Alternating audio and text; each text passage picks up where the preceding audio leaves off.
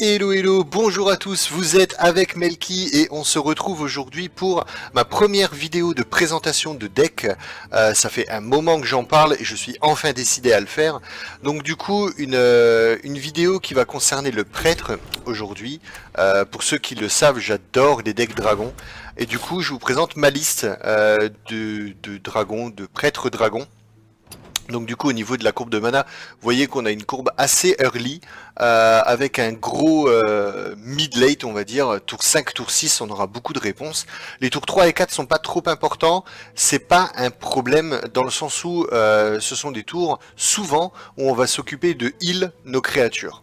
Les créatures qu'on a posées en early, pour aller piocher ou simplement pour leur donner plus de valeur. Donc du coup, c'est pas super important.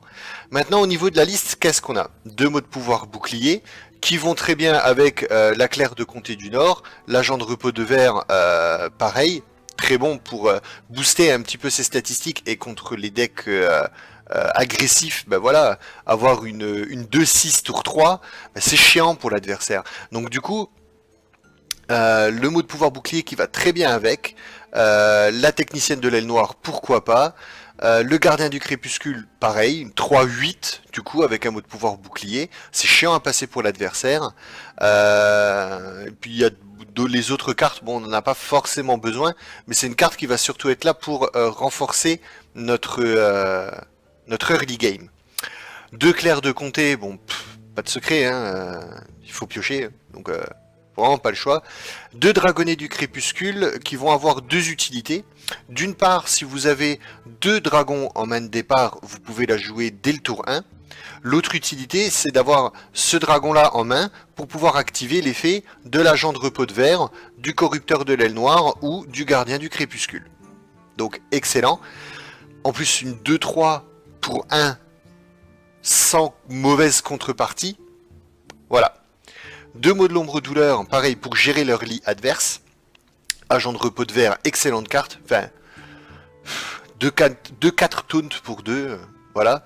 Deux conservateurs du musée, j'en ai mis 2, j'en jouais pas du tout avant. Et finalement j'en ai mis 2 parce que c'est une super carte.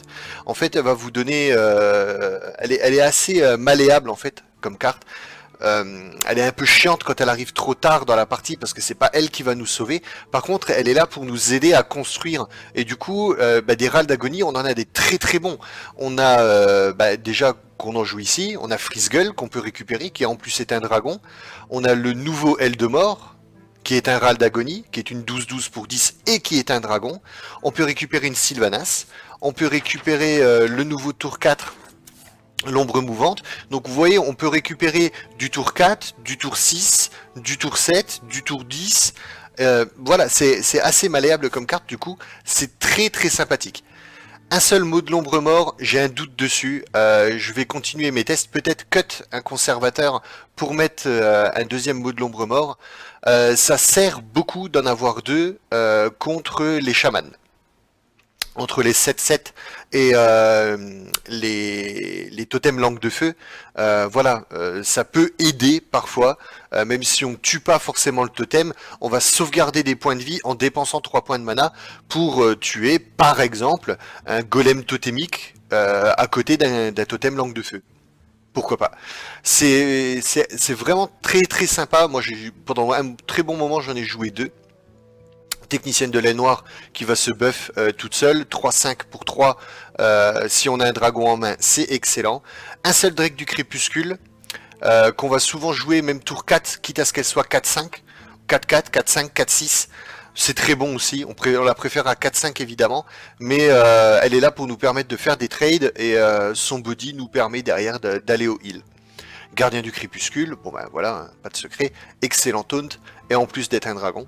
De Nova, là pareil, c'est à tester, on peut choisir de jouer qu'une Nova avec un mot de l'ombre horreur, même si je suis pas super fan. On peut la jouer avec un mal déterré qui sera beaucoup plus value contre les chamans, notamment.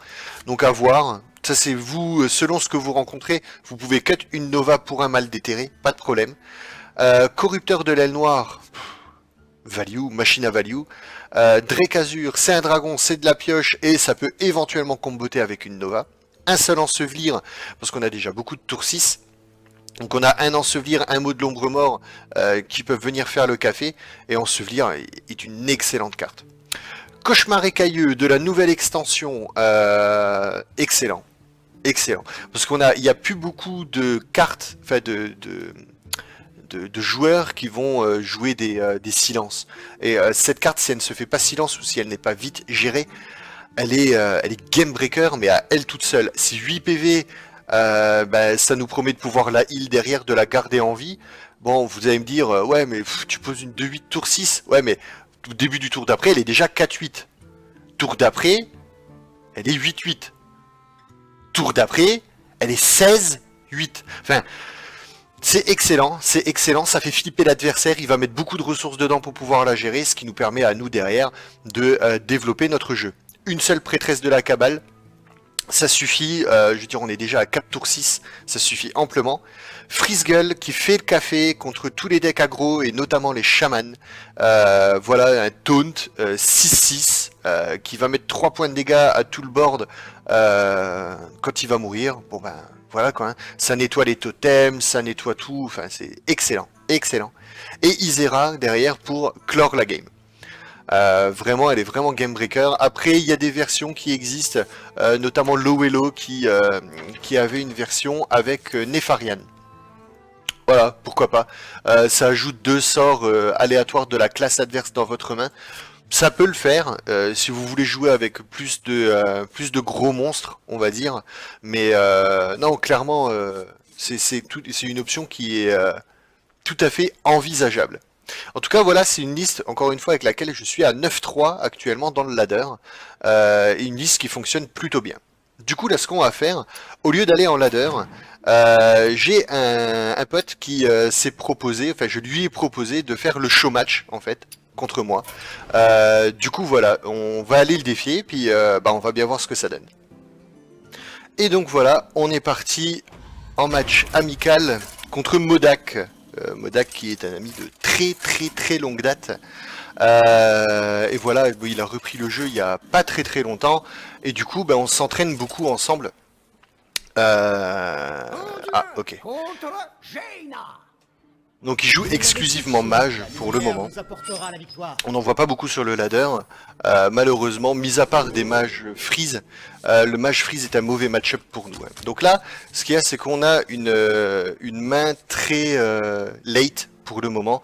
Par contre, on a un dragon en main. Donc du coup, ce qu'on va faire, Nova, on n'en aura pas beaucoup besoin contre lui. Ça, c'est beaucoup trop late. On va quand même garder le gardien du crépuscule au mulligan et espérer avoir quelque chose d'un peu plus early.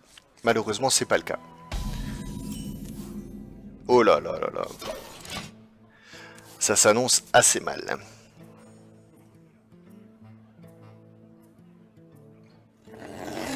Ok, donc lui, il fait un excellent départ pour le coup. Bon, on va tout de suite aller lui gérer ça avant que ça grossisse trop vite.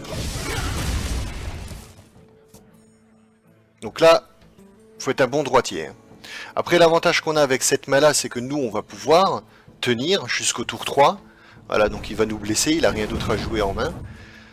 Peut-être qu'il n'a pas envie de poser d'autres cartes, en fait. Et du coup, ça nous permet de temporiser, de tenir. Il a quoi? Il a 7 cartes en main. Bon, bah nous, on en a 1, 2, 3, 4, 5.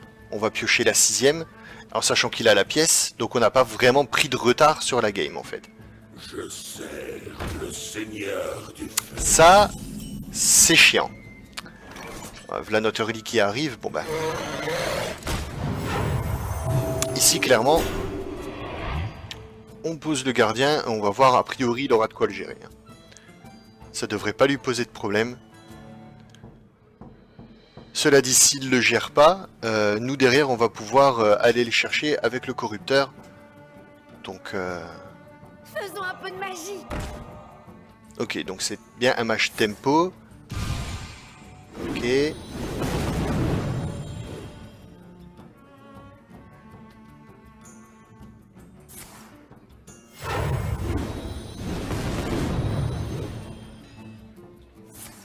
Ok, donc pièce. Bon, et là il nous rentre des dégâts.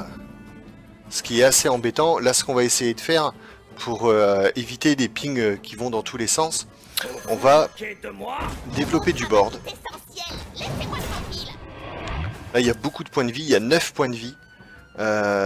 Si on peut lui faire cracher déjà ses boules de feu ou ces choses, des choses comme ça, pourquoi pas. Après, on a des choses assez gênantes comme lui, là. Nous avons soif de vengeance. Alors ça, c'est la Modak Touch. Il joue du coup un mage de Santalnos. Ok, donc il fait 5 points de dégâts. Allez, dans la tête, dans la tête, dans la tête. Oh la chatte.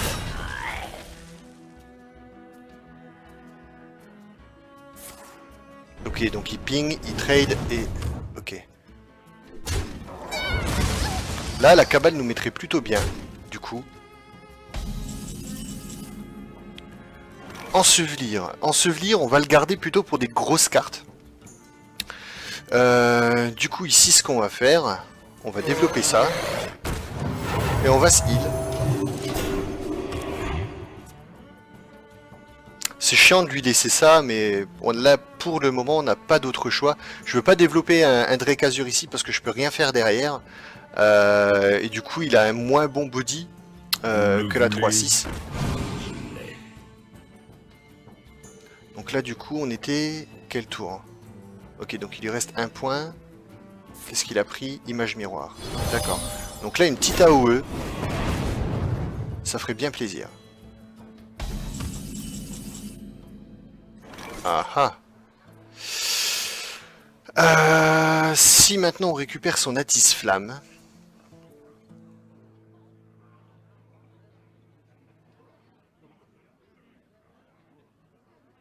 Ouais, c'est ce qu'on va faire. On va le faire flipper un petit peu. Laissez-moi vous montrer une autre. On n'aura pas de meilleure cible de toute façon. Et là du coup je rééquilibre un petit peu en sachant que j'ai un meilleur board que le sien. Et derrière il va devoir dépenser des ressources ou mettre carrément son adjurateur dans le gardien du crépuscule. Et il va crever. Hein. Il va crever tout simplement. Et moi, ben, ça c'est un tour 5. Là j'ai un tour 4. Donc j'aurais fait de la value en même temps.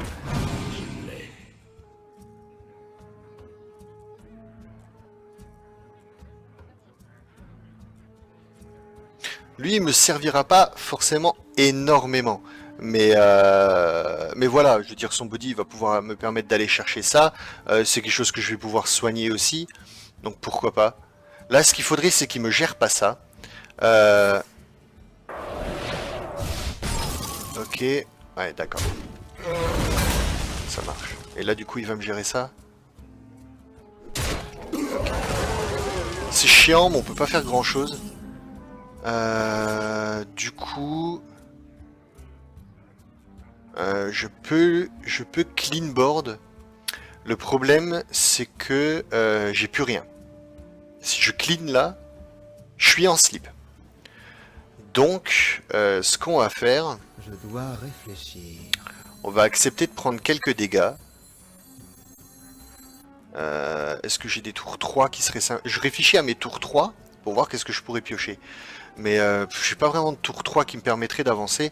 Là, ce qu'il faut absolument, c'est que je gère ça. On va gérer le taunt.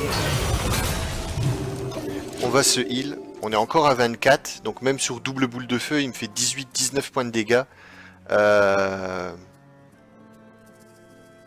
On peut éventuellement s'en sortir.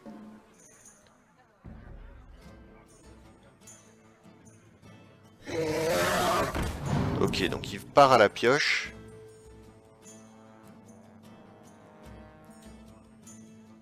Après l'ensevelir, je vais peut-être devoir le claquer plus vite que prévu. Mais bon. Après, il est peut-être un petit peu coincé ici parce que s'il met ça là-dedans, moi je peux gérer ça. S'il met ça là-dedans, je peux le gérer quand même.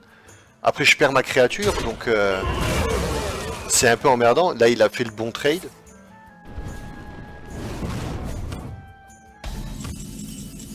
Ok. Donc là, ce qu'on va faire...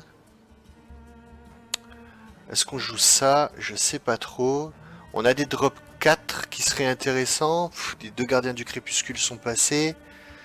J'ai rien vraiment qui me permettrait de gérer ça.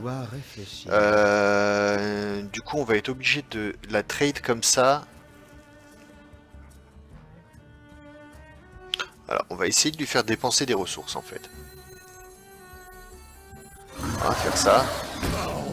On va faire ça.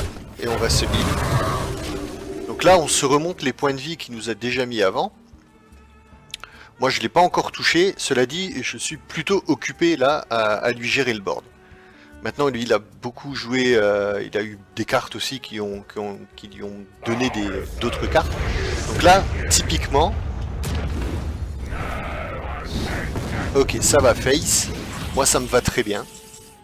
Parce que du coup, et en plus, ça se met super bien. Je l'ensevelis. Donc, je récupère une excellente carte. Ce qu'on va faire derrière, on va se heal. Et je lui colle 4 points.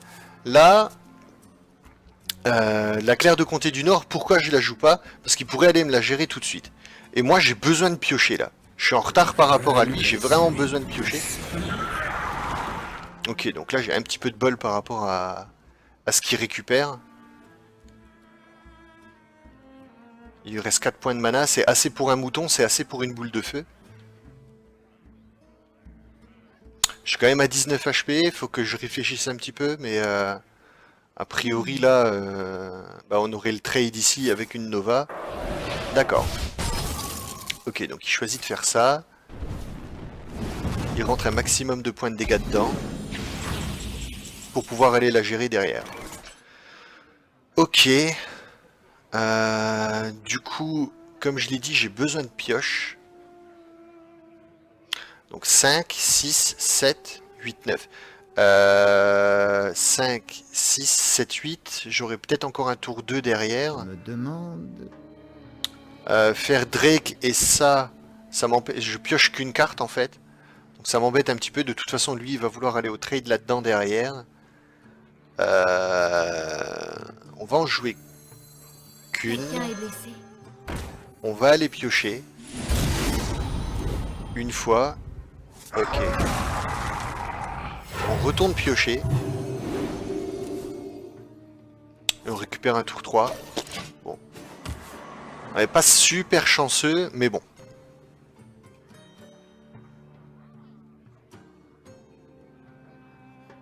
Il a plus pioché que moi. Et c'est ça mon problème en fait jusqu'à maintenant. Donc il ping. Il trade. Ça lui fait peur en fait. Il a super peur de cette carte parce qu'il commence à flipper à mort. Et ça pour le coup c'est emmerdant. Parce que moi je peux pas trop... Ah bah voilà. Top deck. Du coup je sais qu'il a une boule de feu en main. Donc déjà je vais lui gérer ça. J'aurais peut-être dû le faire dans l'autre sens, mais bon, c'est pas grave. Je vais jouer ça. Là, je vais développer du board, en fait. Est-ce que j'ai besoin de me heal? Imaginons qu'il ait déjà ces deux autres boules de feu. Ça fait 6, 12, 18, 19. Je suis à 21. Est-ce que j'ai vraiment besoin de me heal? Après, il joue une AOE. Donc si je développe ça derrière, je lui donne une bonne AOE. Je me demande... Non, on va aller se heal. Parce que si je pose ça et qu'il fait son AOE derrière, j'aurais perdu ma carte en fait. Ça me fait un petit peu chier. Donc du coup j'attends qu'il crache son AOE d'abord. Un jour, je serai comme vous. Ok, une apprentie. Il pioche 2 cartes pour 2 de mana. Ça c'est chiant parce qu'il pioche plus que moi en fait.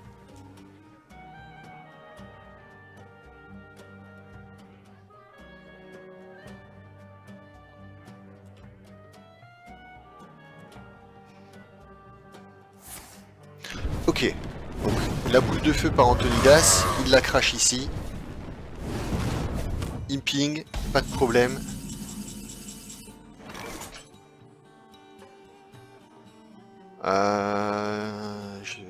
Il joue un bouton dans sa version. Du coup ça il va pouvoir aller me le gérer. On va déjà voir qu'est-ce qu'on a avec le conservateur.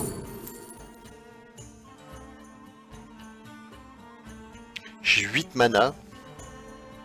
Ça peut être super intéressant de récupérer une carte de son deck. Je sais pas ce qu'il a encore. Il m'a joué qu'une boule de feu, donc on pourrait peut-être récupérer ça. Ça lui fait une menace en plus. Je me demande... Ce sont les deux autres, voilà quoi. Alors, on va récupérer ça. On va faire ça. Et on va faire ça. Toujours la même chose, je garde ça en main pour éviter sur une AOE qui me clean complètement. Enfin, là il va me clean complètement s'il a son AOE, il n'y a pas de problème, mais au moins j'aurai toujours quelque chose à reposer derrière en fait. Je pourrais remettre du board pour l'emmerder, pour qu'il évite lui de se redévelopper quoi. Donc là, sans surprise, il gère ça. Après j'ai 3 cartes de retard. Ok. Je récupère un Drake. Ok, il claque une boule de feu pour gérer ça. Ce que j'ai peur, c'est qu'il va manquer de burst. Enfin, ce que j'ai peur. Moi, ça m'arrange hein, qu'il manque de burst.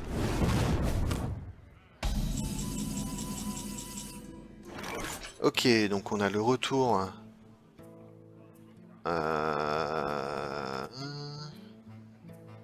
Il a plus que 2 cartes en main. Ça, j'ai le trade facile dedans. Si je pose ça, je fais rien derrière. Ça m'embête un peu. Réfléchir. Si je fais ça et ça, il va lui rester. Ah, elle est chiante sa créature, il faut que je pioche.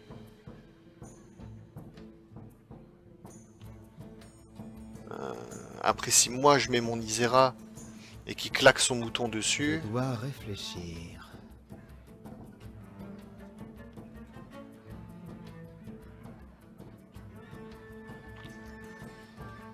C'est chaud comme tour. Choisir vite.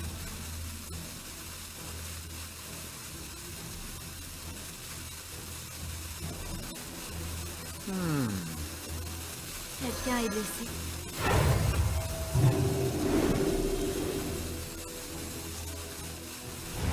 On va faire ça. Et voilà. Ah merde. Bon. J'ai joué un petit peu lent, mais voilà, je voulais aller à la pioche. Dommage que j'ai pas pu mettre le Drake derrière. Bon, c'est pas grave. C'est pas très grave, on va dire. Ok, il a encore un élémentaire. Bon, on en a géré un tout à l'heure, c'est pas dingue non plus. Là, je peux faire quoi? Je peux faire ça, me heal et taper la tête. Bienvenue à l'exposition.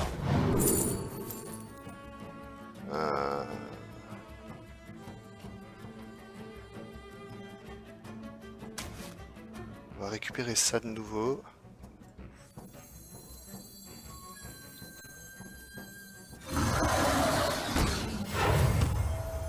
Tout de suite. On a du mal à prendre le board en fait. Après bon, il a déjà mis beaucoup de ressources. Il y en reste plus énormément. Je ne suis Faut pas chercher longue défense. Ok, donc là, on est tranquille. On a un repop qui est plutôt à notre avantage. Donc, est-ce qu'il va mettre encore des ressources? Voilà. Donc là, vous voyez, on a réussi à lui faire claquer ces 2 boules de feu, ces 2 éclairs de givre. Donc, j'ai envie de vous dire, on est vraiment pas trop mal. Du coup, ici, qu'est-ce qu'on fait?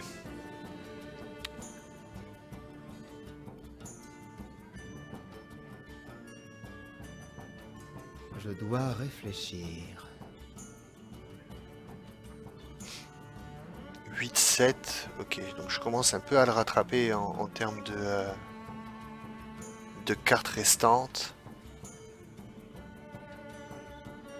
J'ai bien envie d'aller lui gérer ça. Là où elle fait 2. Là elle fait 3. Ouais, oh, donc on va le faire. On va poser le Drake qu'on a eu grâce à lui tout à l'heure. On va faire la Nova. On va aller lui gérer ça. Voilà. Donc là on n'a plus d'AOE, alors que lui il a encore la sienne. Voilà. Donc là il nous rentre 6 points.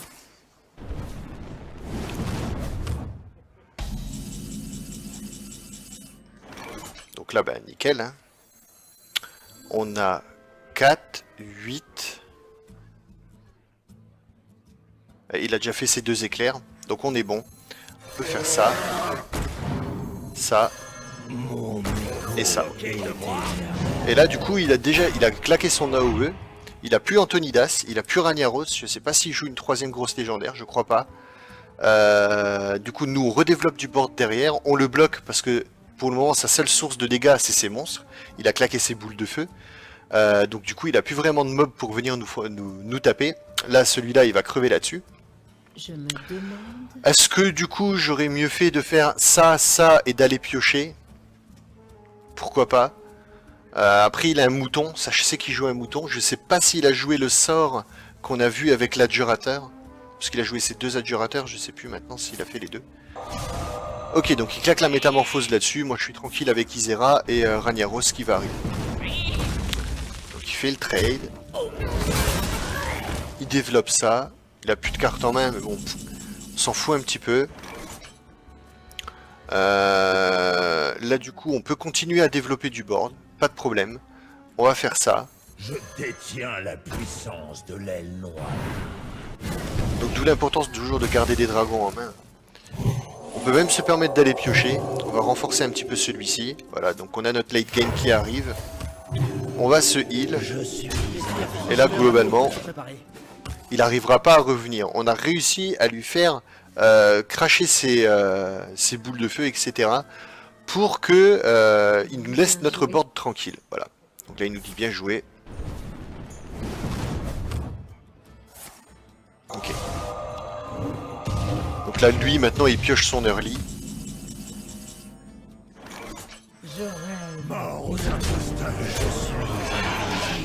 Et là, maintenant, on peut dégueuler notre board. Pas de problème. Donc c'est un deck où il faut... Ben voilà, on a l'étal en fait, hein, tranquillement. C'est un deck sur lequel il faut bien connaître les cartes, enfin les decks, les cartes qui peuvent être jouées dans les decks en face. Faisons un peu de magie. Il faut absolument que vous ayez cette connaissance de la metagame pour pouvoir anticiper en disant bon ok je suis contre un mage, il peut jouer un mouton, il joue ses boules de feu, il joue etc. etc. Donc du coup... va vous mettre en pièces. Waouh. On BM. Attends, j'ai envie de voir ce que j'avais à faire. Je suis invisible. Ouais. Presque plus de cartes. On peut BM. Hein. Pas de problème. Je n'ai plus de cartes. On peut aller piocher. Voilà. Bon bah ok. Du coup voilà, c'est encore une fois un deck pour lequel il va bien falloir connaître les decks que vous avez en face. Qu'est-ce que joue comme carte les guerriers? Ils ont les exécutions, ils ont les heures de bouclier. Le mage, il a des AOE aussi. Il faut compter les boules de feu, compter les éclairs de givre. Qu'est-ce qu'on a encore par rapport aux autres classes? Les balayages du druide, donc ça on en a parlé, les AOE, les chocs de flamme. Ça, alors les paladins c'est très compliqué à passer, même si j'ai réussi cet après-midi à... C'était cet après-midi ou c'était hier? Je sais plus. À battre un paladin Enzot.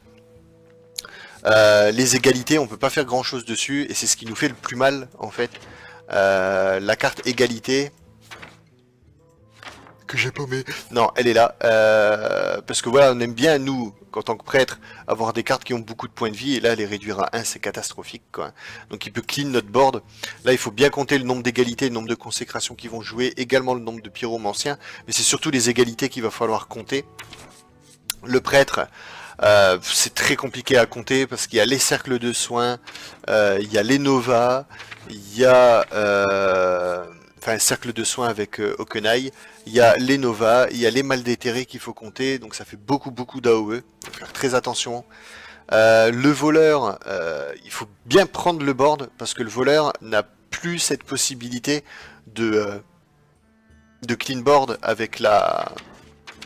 Comment qu'elle s'appelle? Elle est passée à 5, ah non, elle est à 4, avec le déluge de l'âme. Il ne les joue plus, donc c'est tranquille. Les chamans, plus il est agressif, plus on est content, parce qu'on va bien réussir à conserver, à garder notre board, et même s'il arrive à nous burst très très fort, qu'on tombe vers les 10 PV, même en dessous, il y a un moment où on va réussir à stabiliser le board, et là on va commencer à se heal derrière, donc du coup il ne passe pas. Les chamans plus mid-range, c'est plus compliqué. Démonistes, les démonistes Reno, c'est une vraie plaie à passer, parce que pareil, il y a de l'AOE, il y a les courroux démoniaques, il y a, comment ça s'appelle, les flammes infernales, il y a l'ombre flamme, et pour terminer, le néant distordu. Ça fait énormément d'AOE, il faut réussir à jouer, à ne pas trop s'étendre sur le board, et à connaître un petit peu les cartes qui sont jouées dans les decks Reno. Après les os, c'est assez compliqué parce que on n'a que 2 Nova. Il faut, si c'est un Zo et que vous touchez votre Nova assez vite, ça peut le faire. Si vous touchez pas votre Nova assez vite, qu'il a réussi à s'étendre sur le board, vous pouvez vous barrer, ça servira plus à rien. Et le guerrier, bon ben voilà, un guerrier, il faut compter les exécutions, les heures de bouclier. Ne posez pas votre clerc de comté du Nord dès le tour 1 ou tour 2 à cause de la hache. Encore une fois, on a besoin de piocher avec ce deck pour avoir un maximum de possibilités. Donc voilà. Que dire d'autre par rapport à la liste? Pas grand chose. Les conservateurs du musée, encore une fois, vous pouvez les cut, rajouter un mot de l'ombre mort, un deck du crépuscule. Pourquoi pas, ou alors rajouter du late game, mais bon voilà, vous avez vu que c'est une carte dans la partie d'avant où j'avais du choix en fait, j'ai pris 2 fois la même carte, mais vous allez pouvoir tomber sur Sylvanas, sur Kern, sur Freezegull, donc une carte vraiment vraiment sympa qui va vous permettre de moduler un petit peu votre partie selon ce dont vous avez besoin, donc vraiment vraiment une bonne surprise pour moi parce que je l'avais jamais vraiment testé, je trouvais ça faible, mais au final c'est un outil en fait. C'est vraiment un outil, il faut pas avoir cette carte comme juste pour son body, mais vraiment pour ce qu'elle va pouvoir apporter dans votre partie pour stabiliser votre board et éventuellement créer d'autres combos en main si vous manquez de dragon éventuellement, ou alors ça va vous donner un finish. C'est excellent. En tout cas voilà, j'espère que la vidéo vous aura plu. On se retrouvera très vite, de toute façon jeudi, pour la vidéo du jeudi, avec le bras de fer et le petit pack opening de fin de vidéo. Prochaine liste, je sais pas trop. Peut-être ma liste Shaman Mid ou Druide Ktun. À voir, on verra bien. On verra bien. De toute façon, quoi qu'il en soit, on se retrouve très vite. Encore une fois, j'espère que la vidéo vous aura plu. Merci de m'avoir suivi. N'hésitez pas à, si vous avez des commentaires, à laisser vos commentaires en dessous de la vidéo. En attendant, moi je vous souhaite une bonne fin de journée, de soirée, d'après-midi, voilà quoi. Hein. Et on se retrouve très vite. Allez, ciao ciao les gens!